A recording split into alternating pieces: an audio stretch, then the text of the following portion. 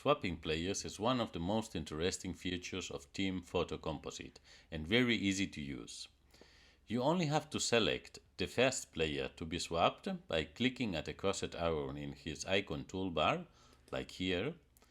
This yellow frame indicates the player is selected, and then at the second player, the one you want to use to interchange the positions, click at the second icon. This is the swap icon. Both players will be swapped in the composite. It's very easy to use. First, select the first player, and then the second, click at the swap icon. They will be interchanged. First player and second player, swap icon. This can be done even with an external file. If you are using a Mac system, please press the Command key, or if you are using a Windows system, you have to press the Control key. Then, while pressing this key, click at the swap icon in the toolbar, and you will be prompted to select an external file.